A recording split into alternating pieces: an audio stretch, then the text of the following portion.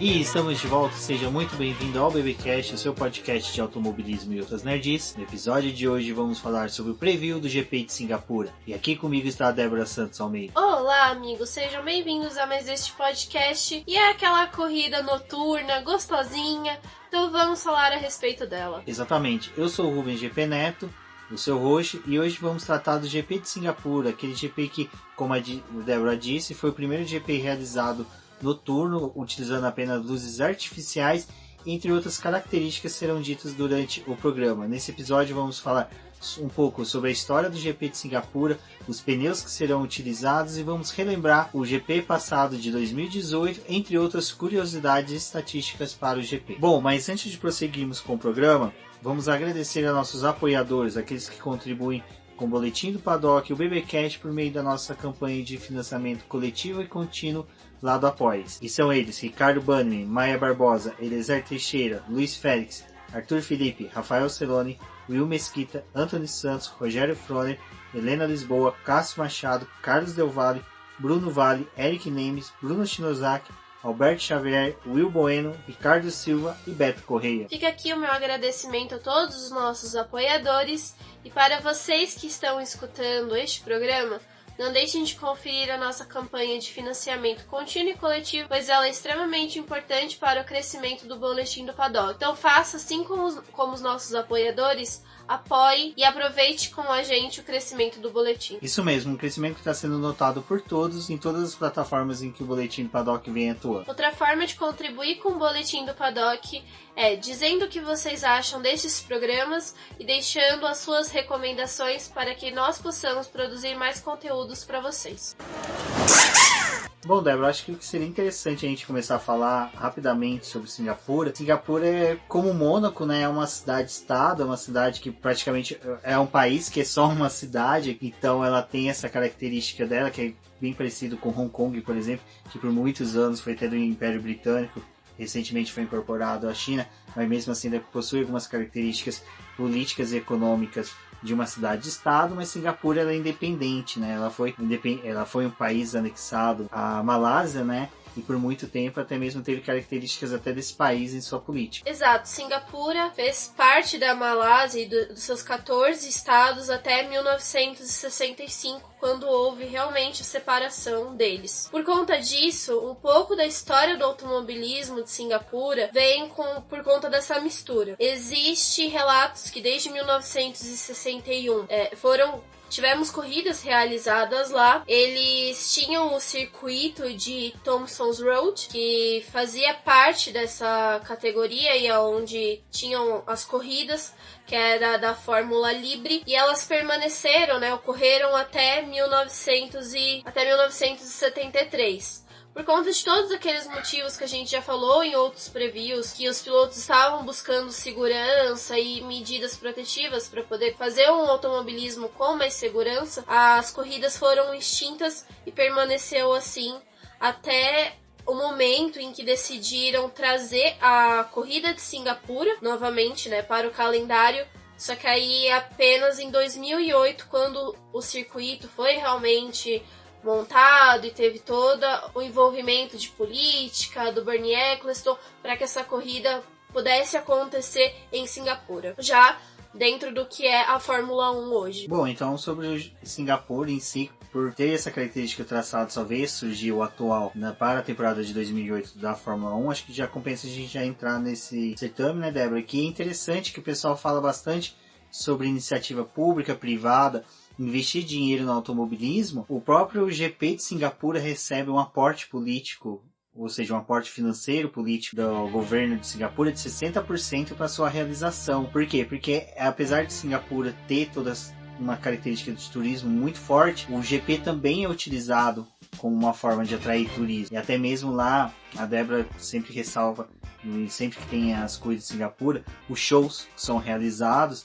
que atrai também um grande público. Então, compensa lá para o governo local investir no GP de Singapura, tendo em vista que eles têm um grande retorno político, porque está demonstrando para o mundo toda a infraestrutura que a cidade tem, moderníssima, diga-se de passagem, com a Fórmula 1, com os shows que são realizados e o retorno financeiro que ocorre no país. A própria inovação de Singapura favoreceu a realização de um desfile de moda que é o Amber Lounge, onde ali em Singapura eles também conseguiram trazer com a estrutura do evento. Uma das características de Singapura que eu acho bem bacana, pelo fato de ser uma corrida noturna, obriga os pilotos a usarem viseiras transparentes. Então, devido à claridade gerada pelos 1.600 refletores, que são um número bem elevado de refletores, diga-se de passagem, faz com que em alguns momentos as câmeras que são posicionadas até mesmo nos próprios retrovisores dos carros, filmando o rosto dos pilotos, é legal você ver algumas voltas, né? A expressão dos pilotos, a concentração deles,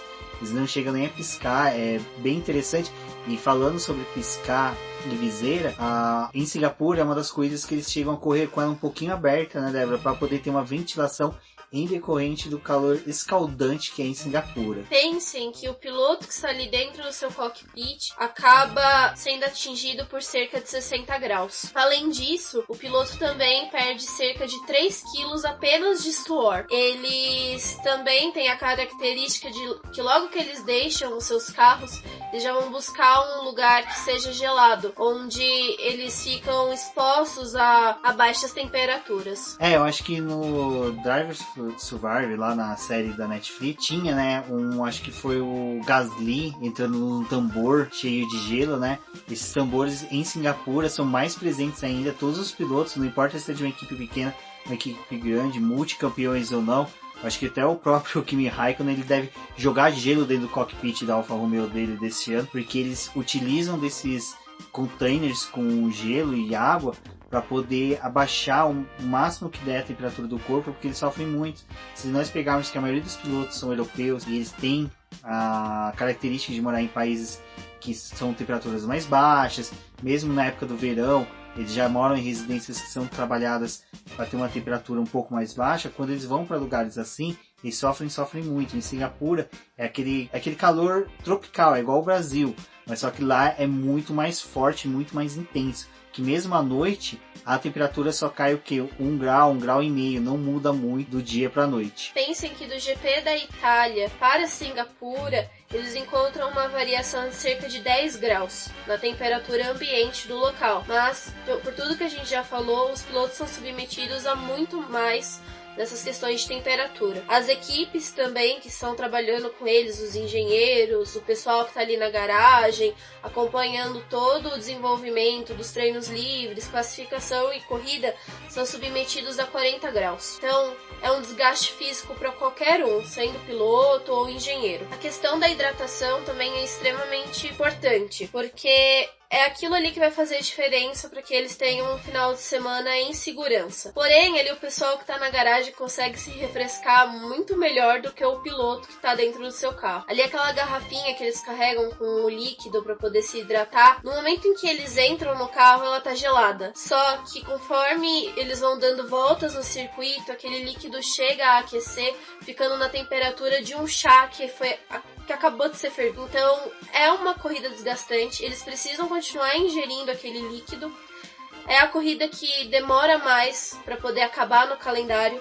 Ela tem uma duração de cerca de 2 horas, então vai ao limite extremo. E, bom, por tudo isso que a gente já falou, vocês já perceberam que o desgaste físico é bem complicado. Uma das características, né, Débora, do GP de Singapura é que ela realmente chega a ser uma prova de longa duração comparada com as demais do calendário, que ela pode chegar a ultrapassar o tempo limite da Fórmula 1, que são de 2 horas. Agora vocês imaginem, os pilotos estão acostumados em temperaturas normais de uma competição a correr em torno de 1h15, que foi o GP de Monza, até 1h20, 1h40, que são os demais GPs. Isso eu tô falando de GPs que duram bastante. Agora, você imagina que o piloto tá num estresse físico excessivo, temperaturas altas, bebendo um líquido quente e ainda tendo que competir em alta qualidade. Assim, é realmente uma prova que exige muito do piloto. Eu fico imaginando como é que esses pilotos aguentam, porque há 2 semanas, num domingo, eu fui fazer um coach com o Christian Petkoff do canal Pista e Pilotagem, em que nós corremos durante o período da tarde, e tava um sol muito forte, e tipo, era um stint só de 20 minutos. Faltando ali, acho que 5 minutos, eu já desejava que acabasse. Eu tava quase realmente jogando kart pro box, porque estava totalmente insuportável guiar naquele sol. Eu fico imaginando esses pilotos, como é que eles não ficam, porque uma coisa que até a Débora vai trazer agora, umas informações, em que mesmo chegando a 2 horas, eles, dependendo de quanto tempo falta para acabar a corrida, eles podem ceder um pouquinho do limite das 2 horas. Geralmente a corrida de Singapura é terminada pelo número de voltas, são 61 voltas. Às vezes pode ocorrer de exceder esse tempo limite, que é o das 2 horas, por conta do safety car. Lembrando que todas as corridas realizadas até hoje, desde 2008 até 2018, todas tiveram pelo menos a entrada de um safety car. Então, pode sim ocorrer dessa corrida ser um pouco mais longa. E um dado interessante é que a corrida mais rápida realizada em Singapura teve a duração de 1 hora e 51 minutos. Ou seja, foi longa. Exato, então vocês imaginam, eles estão vindo de Monza, que foi 1h15, que foi uma corrida curta. Tô indo para uma que vai ser um pouquinho mais longa e o desgaste é maior ainda. Então quando a gente vê que aqueles pilotos realmente são super atletas, né, independente da qualidade que eles imprimem em pista, há muito que se verificar aí sobre a qualidade dele. E falando em qualidades, a gente daqui a pouco vai falar sobre vitórias e voltas rápidas. Vocês vão ver que o hall de pilotos que estão aí com voltas rápidas e vitórias é um hall bem rico mesmo, que caracteriza bastante como está sendo a última década da Fórmula 1. Bom, a gente não vai trazer exatamente os números, eu acho que isso vai ficar melhor detalhado em um texto, mas a questão do piloto frear o carro é muito interessante, porque é utilizado muitas vezes o freio nessa corrida, lembrando que são 23 curvas, então o freio é algo que é extremamente usado. Eles falam que o pedal do carro chega a ter uma carga de 70 toneladas desde o início até o término da prova, seria isso. Corresponde a um ônibus espacial da NASA. Outra peça também que é muito exigida nesse circuito, né, Débora, é o câmbio, porque é a segunda pista no calendário em que mais se troca marcha durante a prova. Só perde aí no caso aí para Mônaco, que há um pouquinho mais de trocas de marcha ali no circuito monegasco. Isso que o Rubens falou a respeito do câmbio é bem interessante, porque um piloto que corre de cara pro vento vai ter menos troca de marcha, apesar delas serem grandes, mas imagina aquele que tá ali no meio do tráfego, precisando lidar com o retardatário, com pilotos mais lentos que estão à sua frente. Então esse piloto vai acabar trocando de marcha mais vezes do que aquele que está de cara pro vento. E não é um vento frio. Vamos lembrar aí de novo que o vento é quente pra caramba. Exato, e aquilo que eu comentei sobre o piloto ficar com a viseira aberta, mesmo com a viseira aberta, o ar é tão quente que muitas vezes chega até a desgastar o piloto sobre isso. E eu achei interessante a gente falar sobre isso. Eu lembro que uma vez o Giafone falou numa transmissão da Stock Car sobre aqueles coletes térmicos, né? O que ele preferia. Ele falou que preferia muitas vezes quando tem corridas em locais quentes, que tem um vento muito quente, ele recebeu um ar mais refrigerado. Então, infelizmente, eu acho que a Fórmula 1 ainda não tem, mas futuramente deve introduzir aqueles capacetes com encanamento para jogar um ar um pouco mais refrigerado para os pilotos, porque eu imagino como deve ser. Você beber uma água quente, numa temperatura quente, você tá numa sauna ali, né, que o carro ele chega... A temperatura é de uma sauna. A temperatura é de uma sauna, e ainda respirando um ar quente durante 2 horas e fazendo esforço físico que é tremenda. Não tem circulação de ar em Singapura, então é um circuito já estreito, porque ele é um circuito de rua. Então circuitos de rua, eles tendem a ter menos esse comportamento do vento no carro, né, ali. Então os pilotos acabam sofrendo com isso. O ar que o carro recebe é direcionado para as peças aerodinâmicas para poder utilizar eles para eles ficarem mais colados ao chão, fazer esse efeito solo. Então o piloto praticamente ele só é um passageiro, né, do próprio carro, porque todas as outras estruturas são feitas para poder favorecer justamente o desenvolvimento do carro. Lembrando que não é somente os pilotos que sofrem. 2 outros participantes da corrida que também sofrem bastante com calor são os carros da Mercedes, que em decorrência do desenho aerodinâmico do carro, a refrigeração dele é menor. E isso até mesmo daqui a pouco vamos falar um pouquinho mais sobre isso, mas só para não perder a linha de raciocínio, de que até os carros sofrem com as temperaturas altas de Singapura. Outra curiosidade sobre essa corrida é a respeito dos seus horários, porque a corrida de Singapura ela respeita o horário europeu. E aí vocês vão dizer, tudo bem, a mecânica desse final de semana vai ser normal como todos os outros, só vai respeitar o horário europeu porque essa corrida vai ser exibida em horário europeu. Você se engana aí, porque o horário dos pilotos é completamente trocado. O que acontece? Eles não respeitam o horário de Singapura, o que seria o funcionamento da manhã, tarde e noite de uma cidade normal. Eles acabam acordando ali por volta do meio-dia, tomando café a 1h da tarde e almoçando às 7 horas da noite. Então é um horário completamente diferente. Isso acontece para eles não terem aquela jet lag.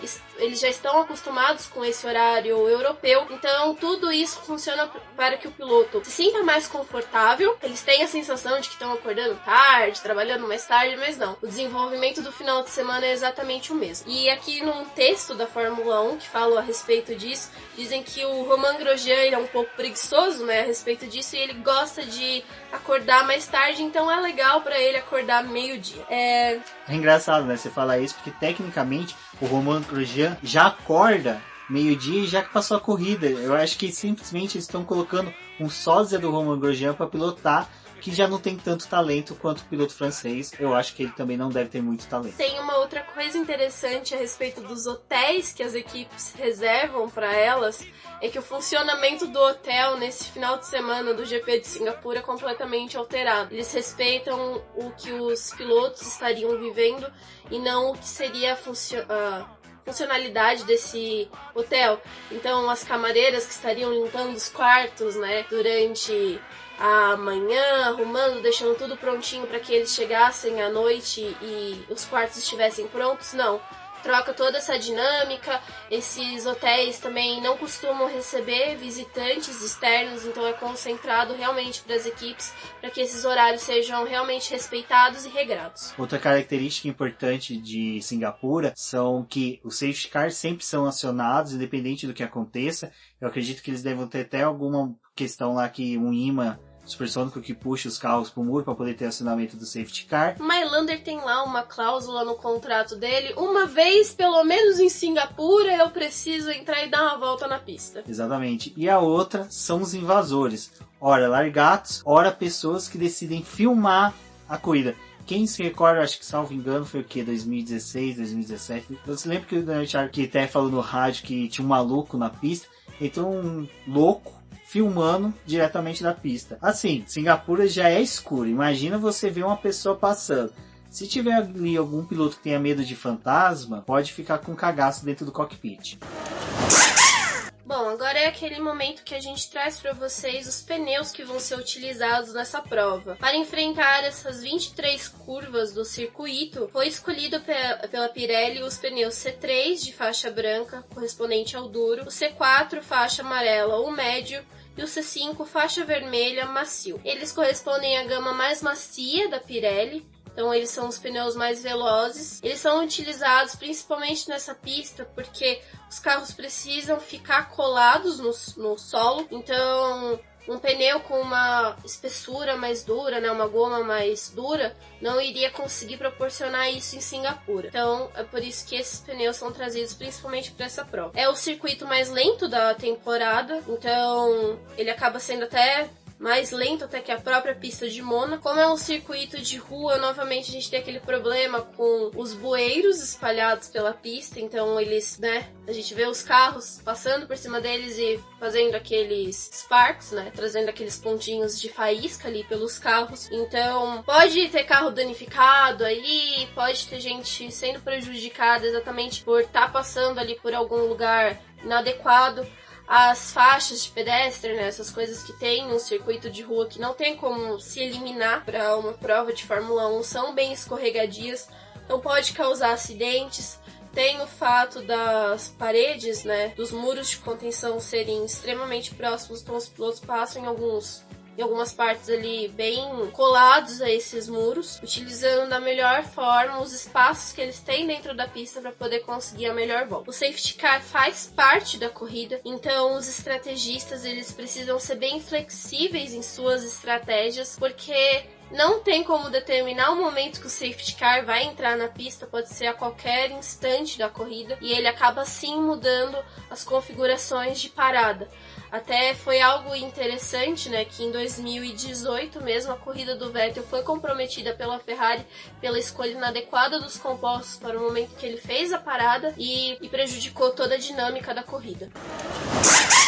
Bom, amigos cabeça de gasolina, agora é aquele momento em que nós auxiliamos vocês nas suas apostas lá do GP Predictor e do F1 Fantasy. E lembrando, como sempre, que o Boletim do Paddock tem as suas categorias lá nas duas plataformas de apostas. E no GP Predictor haverá premiação aos melhores colocados, os 3 primeiros colocados. Então tem um link no post com o acesso direto às duas ligas. Bom, Débora, vamos falar primeiro das vitórias, né? Os pilotos que mais obtiveram vitórias no circuito de Singapura. Os pilotos com o maior número de vitórias empatados em primeiro está Sebastian Vettel e Lewis Hamilton com 4 vitórias cada, seguido de Fernando Alonso com 2 e Nico Rosberg com 1. Os construtores, quem lidera na vitória é a Mercedes com 4, seguida pela Red Bull com 3, Ferrari com 2, Renault e McLaren com uma vitória cada. Nos motores nós temos 5 vitórias da Mercedes, 4 da Renault e 2 da Ferrari. No número de poles, os pilotos que lideram ali são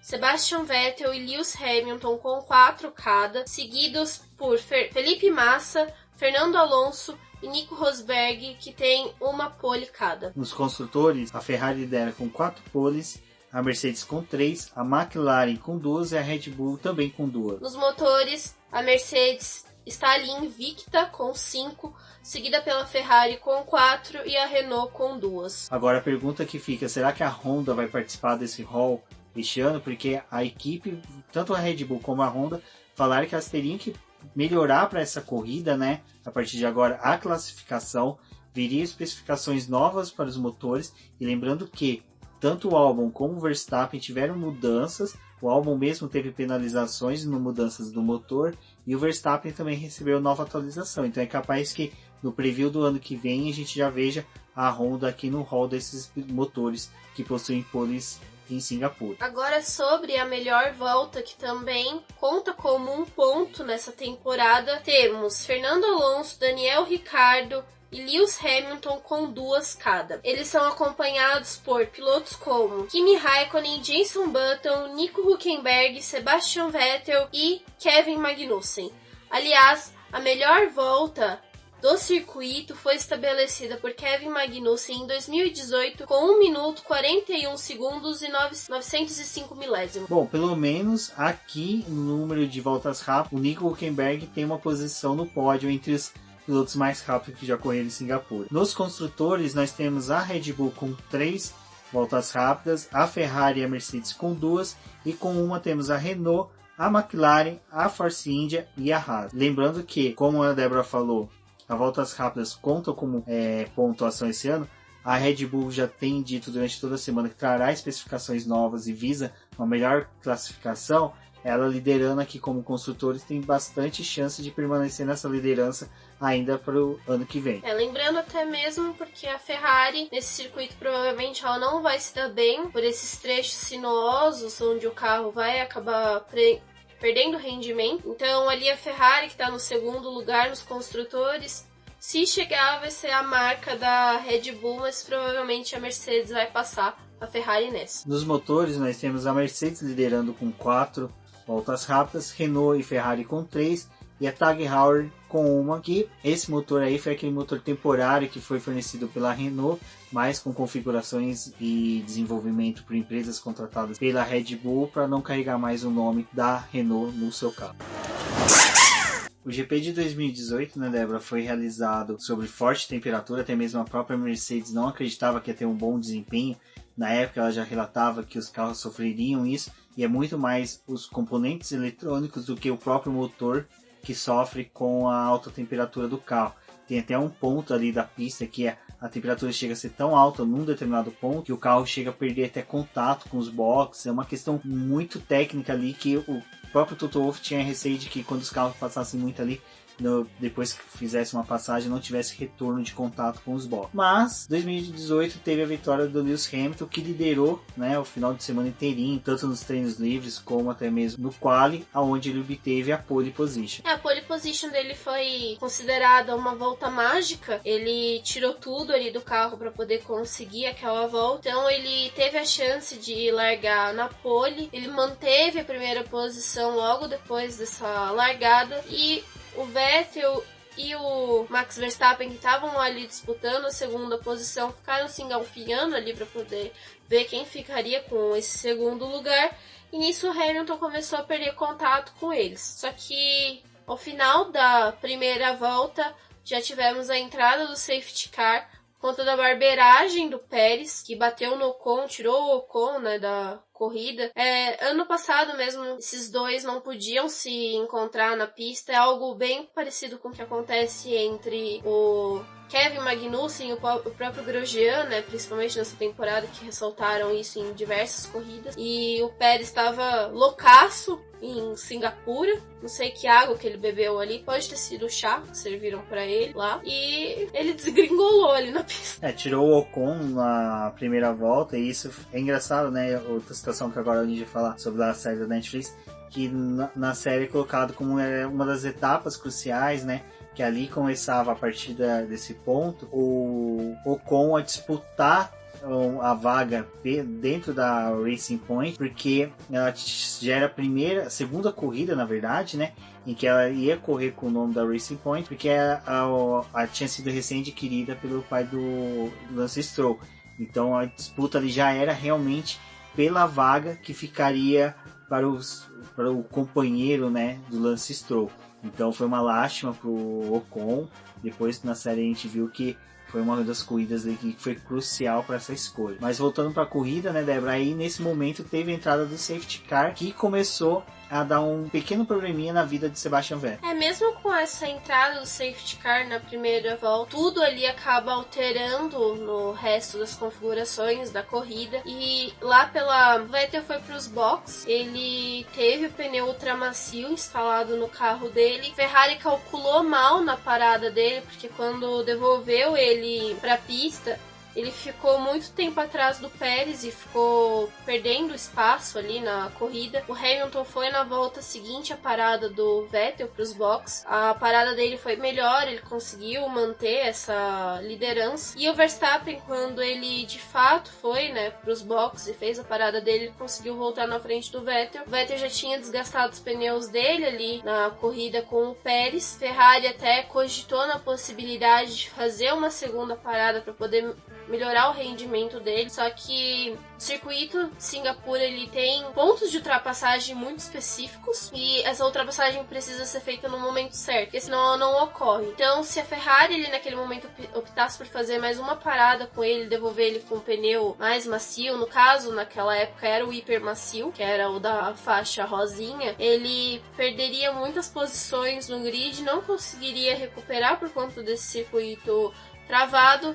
Seria pior do que ficar com esse terceiro lugar. Então a Ferrari foi vencida na pista por conta das suas estratégias e pelo cálculo ruim que fizeram da volta do Vettel. E enquanto que o Sebastian Vettel carregava uma cruz aí pela péssima escolha de estratégia da Ferrari, o loucaço do Sérgio Pérez continuava a fazer sua vítima. Nesse momento era aquele piloto que poucos devem se recordar dele, mas era o Sirotkin, que disputava roda com roda ali com o Sérgio Pérez posições. E aonde que a Débora falou que eram os pontos cruciais para a ultrapassagem, o Sérgio Pérez simplesmente esqueceu onde eram, e ele acreditava que poderia fazer a ultrapassagem em qualquer ponto da pista. Teve mais um fato com o Sirotkin, ele acabou aparecendo bastante até nessa transmissão, que foi lá na volta 37, onde o Hamilton tinha chegado nos retardatários da prova, né? Sirotkin e o Grosjean estavam disputando posição alucinados, como se fosse realmente uma posição por vitória. Então eles não queriam deixar nenhum espacinho ali da pista e nem perder o contato. E o Hamilton chegou neles e bandeira azul e nada, e ninguém deixava espaço, e o Hamilton foi perdendo espaço ali por conta dessa briga deles.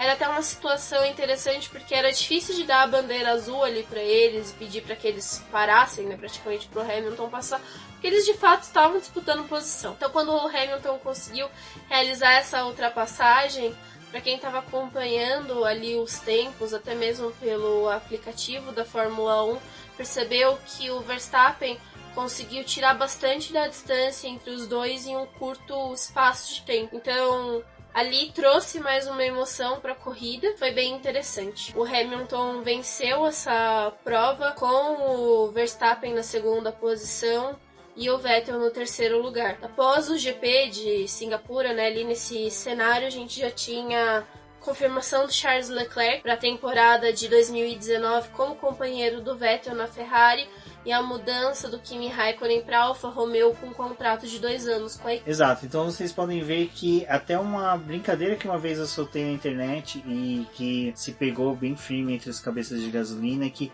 não existe corrida ruim, ruim é não ter corrida, então não reclamem de Singapura, a gente poderia passar mais um final de semana aí sem corrida alguma, então apreciem, é uma corrida bacana, ela tem, apesar de ter apenas 10 não, desculpa, ela vai passar a 12ª edição agora, ela já tem muita história, a história de Singapura já está inserida dentro da Fórmula 1, não tem como negar, vale a pena assistir. Acompanhe os treinos livres, treino classificatório com o pessoal do Boletim do Paddock. A Débora vai soltar os reviews dos treinos livres e do treino classificatório. Não deixe de verificar os episódios passados do Boletim do Paddock e do BBcast sobre a etapa da Stock Car e também das etapas da Fórmula 1, entre outros episódios que nós falamos sobre a cultura nerd no automobilismo. Se vocês quiserem aprender um pouquinho mais sobre a Stock Car, recomendo o episódio da Corrida do Velopark, onde a gente tentou fazer um episódio mais didático, explicando todas as características da prova da Stock Car, como funciona a mecânica de classificação, corrida, como que é o desenvolvimento, a preparação ali para uma etapa que tem 2 baterias. Então é bem interessante para vocês conhecerem essa categoria que é tão acessível dentro do automobilismo brasileiro. E se você quiser aprofundar ainda mais, no episódio 27 do BBcast, nós falamos sobre os 40 anos da Stock Car, vai ter link no post. Por que nós convidamos todos para a Stock Car? Porque é uma categoria nacional, uma categoria que tem que ser muito valorizada dentro do nosso automobilismo. Então é isso, pessoal, não deixem de verificar nossa campanha no Apoie-se, acompanhar o Boletim do Paddock nas suas redes sociais. Os demais colunistas do Boletim do Paddock no Twitter e no Instagram são sempre pessoas acessíveis, podem conversar conosco à vontade, tirar dúvidas. E eu sou o Rubens GP Neto, eu fico por aqui, um forte abraço a todos e até a próxima. Avaliem o nosso podcast através da plataforma do iTunes, é extremamente importante para que os outros agregadores reconheçam que o nosso programa é relevante, que esse programa chegue em mais pessoas. Fica o convite de vocês para vocês deixarem os seus comentários a respeito do episódio. Eu sou a Débora Almeida e até a próxima.